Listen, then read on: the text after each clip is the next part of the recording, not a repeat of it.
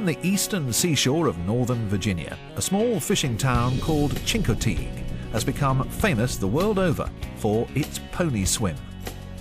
We own the herd that's over on Chincoteague Island, over on the national seashore.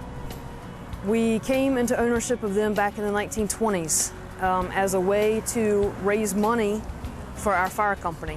Our citizens did not pay a fire tax, and we needed money to buy fire trucks, ambulances, and other life-saving equipment. And so we round up the ponies and we swim them across the Chincoteague Channel. We have an auction of the foals, and that money is what goes to help with the veterinary care of the horses, plus the life-saving equipment. The wild ponies on the island of Chincoteague probably arrived there from farms trying to avoid taxation on the mainland in the late 19th century. Once the Chincoteague Volunteer Fire Department took ownership, they needed to keep the herd size under control. We maintain a federal grazing permit with the government for 150 ponies, and we keep that many controlled by selling off the foals each year, the last full week of July, as we have for the last 87 years. It sounds very simple, but in reality the Chincoteague Pony Roundup and Swim have become a massive event. Initially, the ponies need to be rounded up from the marshlands of Chincoteague Island, which is owned by the US government and is a national wildlife refuge. The roundup has become almost as well known as the swim for its saltwater cowboys. The saltwater cowboys will round up the southern herd that we have and put them in the pen the Saturday before pony penning. On Sunday morning, they'll round up the northern herd, put them in the north pen. The vet comes and takes a look at everything. Monday morning before the swim, the north herd is led down the beach and put in the pen with the south herd, so they're all together. Then the vet takes a good 36-hour check over everything that leads up to the swim.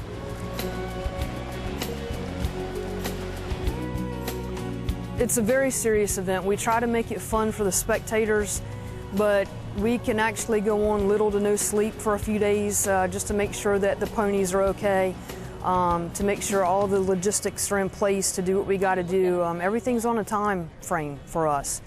But the ponies are our #1 priority outside of saving lives and property.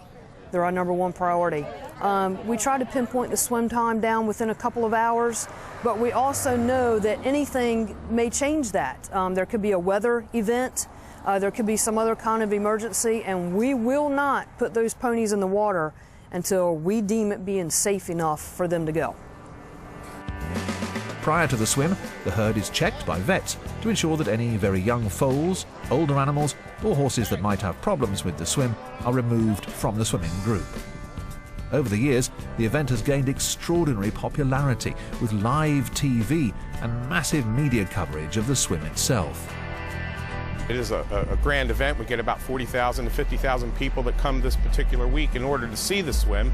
We have a pony committee that is about 20 men, and the pony committee makes a decision about 2 weeks prior to the actual swim of what the tides are going to be for that particular day, what's the best time to swim them, and then they'll release the time to the public so that they still get out there in the mud in the pitch dark about 4:30 a.m. to get the best seat out in the marsh mud. Swim time is Wednesday. Try to do it in the morning on the right tide. 50,000 people out there anticipating the event. Boats, Coast Guard, helicopters flying overhead. This is really a worldwide thing for us. And the Coast Guard is out there, and they'll shoot off a red flare.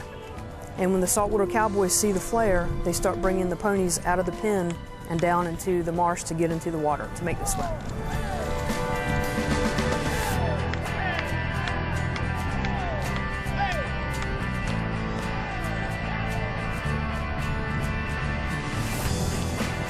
Once they get on the Chincoteague side, they'll rest for about an hour, not quite, 45 minutes to an hour, and then the saltwater cowboys will lead the herd down the streets of Chincoteague and into our fairgrounds in the back, the carnival grounds in the back.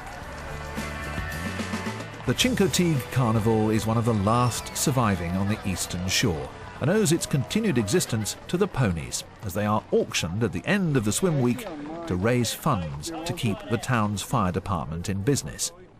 It may be an unusual funding model for a fire department, but it seems to work, and there is no denying the public interest. Thousands lined up in the marsh mud are testament to that. But there is no denying either that the Chincoteague ponies have a very special place in the heart of the townspeople. Extremely proud, extremely proud. I would not be anywhere else in the whole entire world except here this week. Nowhere else. We like to say that when you're born and raised here, you've got the marsh mud between your toes. And, you know, my marsh mud is there and it's not going anywhere. It's not going to be rinsed off anytime soon. We're a very proud people. We like to work hard.